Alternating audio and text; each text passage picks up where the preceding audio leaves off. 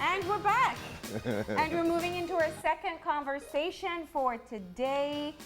February is known as Black History Month, and we're having our own conversation for the local context with Emerson Gill of UNIA Belize. Good morning and welcome back. Good morning, and thanks for having me. Okay. Very interesting. Every year we have this talk. We do. And we have over the years identified individual persons, looked at the history of UNIA in Belize. But I want to just set the background for people who are tuning in this morning, just to understand the significance of having a commemoration of our own of Black History Month in Belize. Well, for us it's significant because we've been trying for some time now to show the Belizean population that in fact we have contributed internationally to a Black effort. We have individuals, Isaiah Marta, Bert Tucker, Lumumba, one of Evanix's Hyde's brother actually went to Ghana and died there. So we have some intimate connections as Belize to the wider African movement. Yeah. We have Adalbert Tucker, Ambassador Adalbert Tucker, who is our most, what would they say, eminent Belizean in that part of the struggle. Educated in UWI and Harvard. He traveled from Belize to Jamaica, then on to Harvard, and then back to Jamaica to work as a consultant for Michael Manley's government, then the Grenada Jewel movement, and then on to Africa where he did like 14 different African nations over a couple of decades. Brother Emerson, if I were to challenge you and say that the political history of Belize has always been to promote Belize not as distinct cultures, but more as one country. So Mr. Price in particular, his position was, listen, we're not Garifuna and, we're all just Belizeans. Could you talk about how the importance of us being able to appreciate our differences individually allows us to be stronger as an entire community, and the relevance of Black History Month in Belize? Well, to tell you the truth, in my opinion, our individual strengths and background in our own culture, family, the family culture and the community culture, and we kind of lost it somewhere.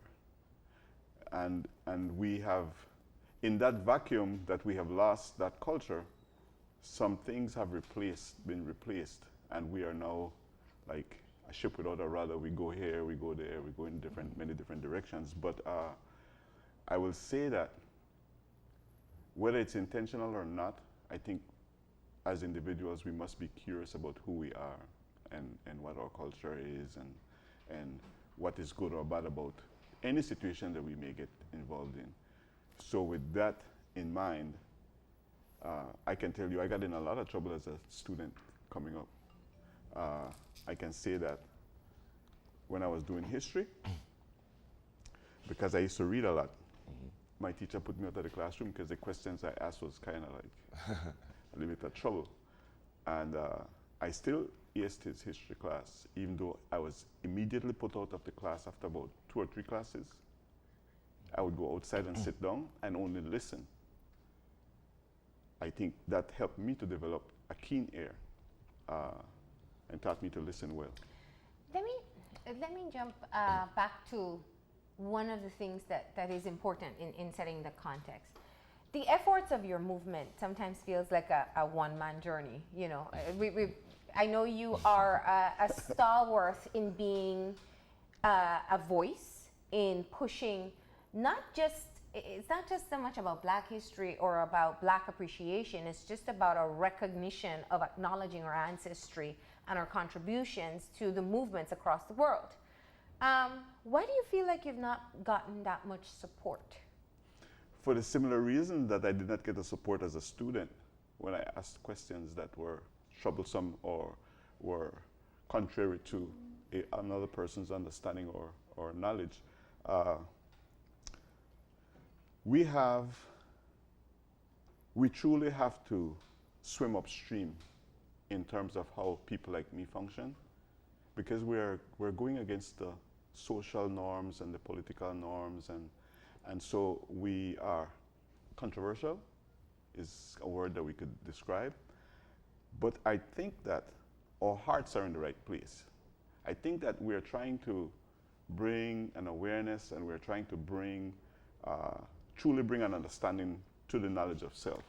Could it be, and I want to use this specific example, perhaps the challenge is being able to have a modern approach to this. And I'll say that for this reason. I have seen Belizeans over the years take up Black Lives Matter like it's a local context, all over social media, in conversations. I've seen where the Trayvon Martin case in the US took up quite a bit of traction here as well, again, on social media and in conversations. So I think the concept of equality is one that people can buy into, but I've always wondered, why have we not had that conversation locally? And where you have been pushing for quite some time and educating us in a way we haven't been able to be educated before, there still seems to be a disconnect. Why would you say that? Well, the disconnect is actually the people like myself don't have a medium to deliver these messages to a population that would be able to gravitate to the information that we have to share. We're not supported in the efforts, like, look at the case of the Liberty Hall. The Liberty Hall was this flamboyant building that had so many different historic events there. Before we had a National Assembly, the public meeting was held there. The development of political parties were birthed in that building. But look at the state of that building. It should be a monument to the development of Belize, but it is not at the moment. It actually demonstrates the condition of the people of my hue. But that goes back to what Marlene is asking in terms of, for me as a Black person myself, it seems that all the work that has been done is a difficult work, especially in dealing with Black people. It's very, very difficult. We're people who were birthed out of slavery, and that has an indelible mark on the way that we approach things.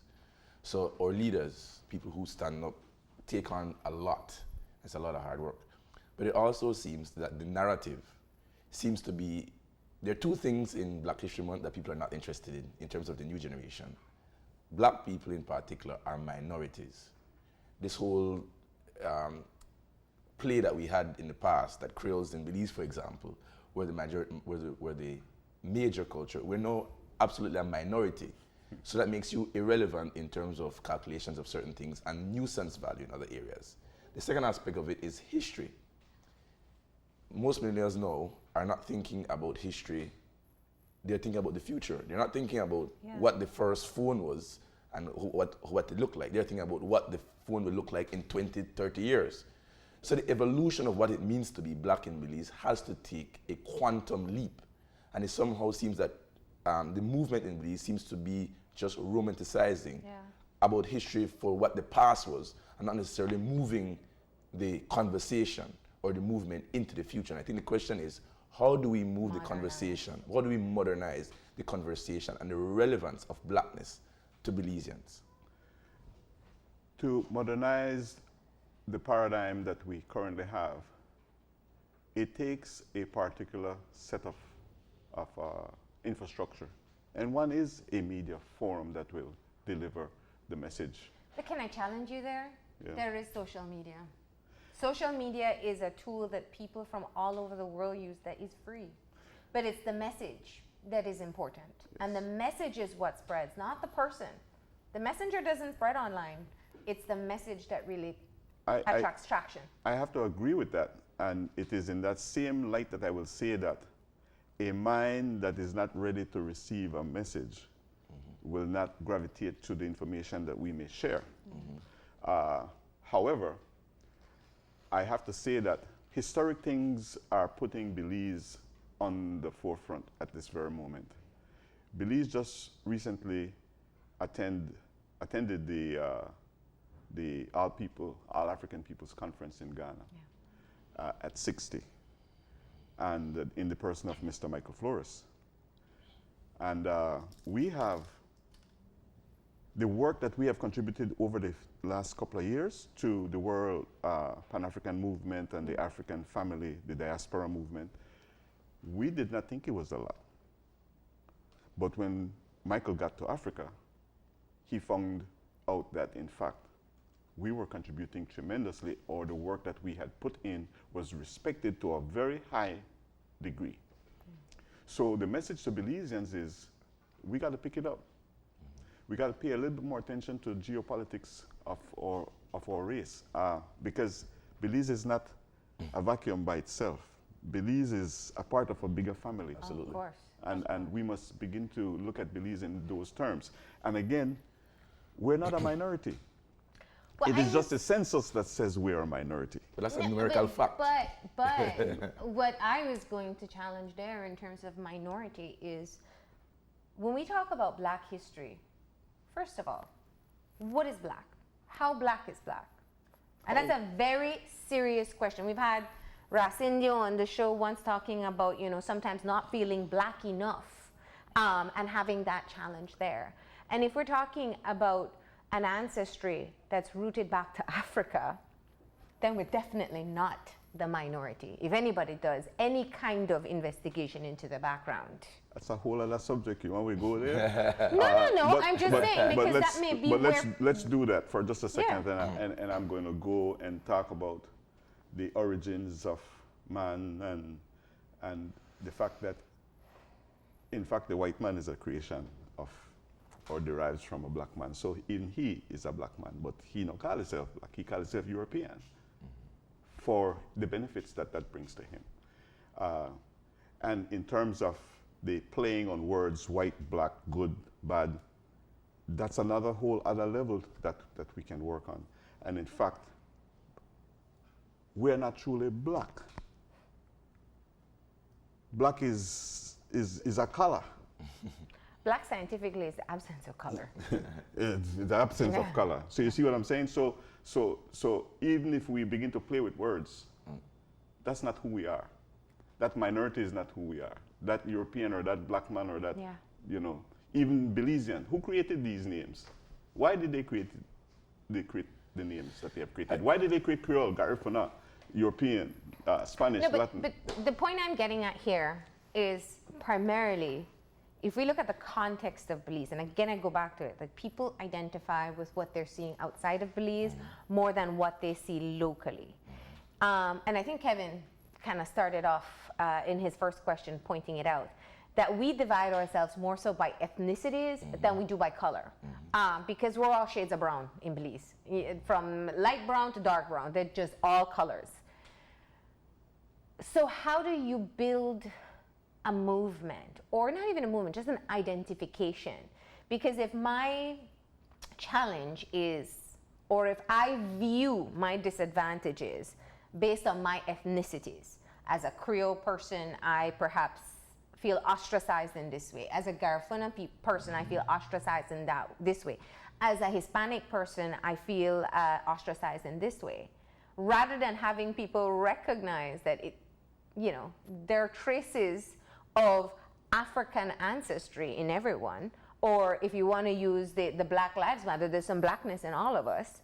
And so there's more of a unity, but it just builds more of a divide. I don't know if the question makes sense. If you understand what I'm saying. Yes, it does. And I would address that by saying that history and culture determines the direction that a population or group of people will follow or direct themselves to follow.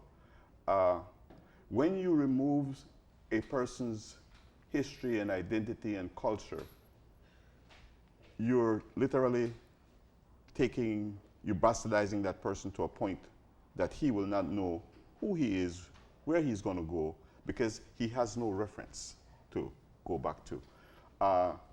Who knows about the Black people in Belize or the colored person in Belize who revolted because of slavery back in the days?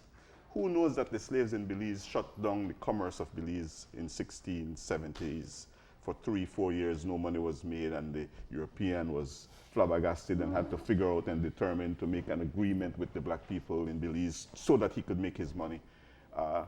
Who knows that Isaiah Marta, for instance, came from a royal family, got here as a slave, developed himself to become the wealthiest black person in Belize, and then contributes his wealth to African redemption. And then he's told in a British court that black people are not people. So you can't give FIU money to black people. That is still a wide open thing in Belize right now. Can I ask you this in terms of one of my pet peeves is that, as Marlene was saying, that the message is important. And a message it transcends time. Mm-hmm. But it also has to have a rooted relevance. Would you agree that part of the difficulty that we're having as a person, and I have to also say this, it's on my mind, black is actually the inclusion of all colors, not necessarily the absence of colors. Mm-hmm. But like your definition. No, that's scientific. That's not me. Mm-hmm. But one of the problems that we're having, save and except for yourself, who has been a vocal, visible leader, and I can name maybe a couple other people, Erwin X, Jasid, and I forget the name of the gentleman who's the drummer. Wilfred X. Yes. Musa. Yes. But save and except for these people, there's an absence of context of leadership. The last person that we're talking about was somebody who probably was relevant to Blackness, probably in maybe the 70s or 80s. Currently, as we speak right now, when you talk about Blackness, it is difficult to identify somebody who embodies both the past, the present, and a projection of where leadership of black persons will be in the future. You can't name one. Probably I can name you, probably I can name Erwin and a couple other people, but other people are black, but they don't stand on their blackness as the reason why they're leading. So there's an absence of leadership. So when we talk about a month has to have a context, and context starts with leadership. Do you concede that there is a difficulty with current and contemporary black leaders that you can say, let's fold in the example of the rebellion in 1919 and 16, whatever, with where you should be right now as a black person and to be relevant to this country? The things that we struggled for in our historic past is the same things that we would have to struggle for today. And that's sad, because it is said that if you already know, you do better. Yeah. And since we know, or maybe it's because we don't know of these people's work and contribution, that our young people are so disconnected. Recently, myself and the president of the Belize Black Farmers and Indigenous Farmers and Fisher Folk, we made a pact to meet New Year's Day at a community center that had been falling on disarray.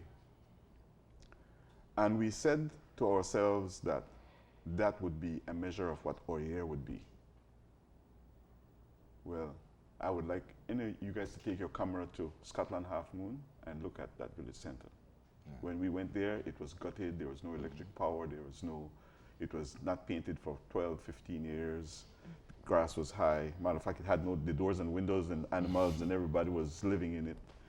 So we had to evict animals, bats, clean it. And I worked with a family, one family, to tell you the truth, the Moody family. I was their guest to work with them at that place to develop that center. And that center is a shining example of what is possible. He had from his grandson to his mother-in-law. The ladies were cooking, children were cleaning, machines were going, and now there's a vision that family is looking to recreate what they've heard from their grandfather, the renaissance of that family. And I'm hoping that will spread in that area. Can I go back to this in terms of a follow-up to that? One of the things about leadership, and leadership is actual work. It's not talk, particularly when you're trying to move a vulnerable population into a place of awareness, it's extremely difficult. That's why slavery lasted so long, because we had a difficulty to move the people in terms of the consciousness. That sense of powerlessness and the absence of leadership creates the situation where black people in this country, whether or not we want to admit it or not, are perceived not as contributors, but as complainers. That's what we do. We sit down and we say, this not the work, that not the work, the man and this and that. I have to agree with you, but at the same time, let's reflect on the realities that we have seen and experienced on many levels. Farmers are taught to farm. Yes. Then there is a message that we need a product. And then we create the product, but then 100 farmers create the same product. And then they flood the market that does not, cannot contain. Go ahead. And with that same message, that farmer now continue farm because he failed. He created a product that he didn't sell. The next case that I could call on is students are going to school and they have no idea or connection to Belize and its own natural resources. I mean, how many we know Belize have oil, Belize have so many minerals, Belize have the beaches, the barrier reef, and the unknown factors. They are too much. So a young person is never truly inspired to seek or be curious about Belize. And Belize is a tremendous jewel. Yeah, yeah. Now, in terms of when we look at the movement, because this month is a month where in America in particular, because I honestly don't believe we celebrate Black History Month in Belize. I don't think we do. It's somewhere in the back burner, on the inside of a newspaper. There's a couple of voices, but it's in essence token. I have two questions. One, in terms of the real story of Black History Month and the Black movement is about economic empowerment. That's where it begins and that's where it ends. Garvism. That's where it begins and where it ends. Our young people, or people on a whole, are, for a large extent, landless and economically powerless. How do we move the conversation? And I'll go one step further. When we look at some of the subheadings of celebrations of Blackness, we have the issue last year, which I was very sad about, of the issue of having the challenge against Garifuna Settlement Day and this suggestion that we should somehow celebrate All Cultures Day. It is a sign and indication that the general consciousness of our society is that the relevance of being Black is somehow not as prominent and necessary for national development. How do we move, one, towards economic empowerment, and two, how do we let the nation appreciate that there is a soul and a need for placement of respect, whether or not they come from the Black community or not, for their development? Well, the question you're asking is pointing to one's personal ambition and decision to find out about himself and what he's capable of. And when you begin to challenge your own self in that way, then these other things will come into focus. I say that because let's look at economics. You spoke about economics. It's all about the money. In 2015, myself and 10 young people worked in a garden and produced a fertilizer from Sargassum. We have shown it to the government, we have shown it to different people, and the cost to get it tested was prohibitive. So we thought that, well, you know, government will help us and well, that help has come because we showed this to another agency. And that is being tested now at Alabama Mechanical University and Agricultural University right now as we speak. Now, if it was just Emerson Gale and the Urban Garden and the Liberty Hall, we would not be able to do that. But somebody else has seen the light that in fact we do have a product that could help Belize and the whole region. So now we are looking at the economics that will take that product from thought to production and then employing, I would say, 12, 15,000 Belizeans annually. Because that's the capacity that Sargassum has in Belize. It's not a pest, it's a blessing. It's an opportunity. It's an opportunity. Yeah. And I'm hoping that the people who know about what we're talking about will call me immediately and let's find out how we can make this happen. Because I have products in my yard right now growing. I have mahogany trees, a nursery growing in my yard using the methods that I'm talking about. Have you gotten the test back? That's I'm No, thinking it's about not going to come back so quick. Yeah. It's going to be a process because we're not only in the first stages right now. We've taken the raw material and they're testing that. And then we're going to send the different developments that we have added to Sargassum. Emerson, As sorry. a process. What does it mean to be black in 2019 in Belize? You're talking about scaring people. You're talking about people being black. You're talking about scaring somebody from... Belizeans aren't that fickle. Man, what are you talking about? Nobody want to be black in Belize. Everybody want to be something else. Anything but black, because being black means you're not going to be socially acceptable in this group or that group, or you may not get the job that you want if you begin to advocate blackness. So blackness is a scary thing in Belize. What should blackness be in Belize in 2019? It should be about economics. Simple. Culture. The culture of economics transcends colors and races and poverty and all of that. Blackness and economics is liberation. And it truly should be the one factor that unites all of us. Should be. Why? Because blackness is about love, man. Love of self. And if you love yourself, you can love everybody else.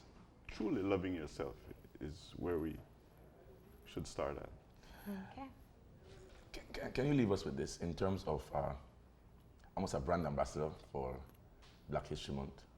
What is the message that you think, what is the message and mission that Belizeans should lock into, particular persons who are directly part of the constituents of black people in this country? What should be the message this year? Belizean unity and self-sufficiency, understanding that we must be depending on ourselves to transcend the throes of poverty and disunity that we have been living in for so long. All right. Well, thank you for coming in and having this conversation with us today. And best of luck, and keep us updated on that Sargassum fertilizer. Well, Yeah, it's very interesting. I'm truly grateful that you guys gave me this call to come and share the little that I know. And I'm hoping that it will fall in the right ears and the phone will ring and we'll do something, because I'm sure we can make a few millionaires with Sargassum in Belize. Call me. All right, we're going to go ahead and take a break, and we'll be back in a few. Stay tuned.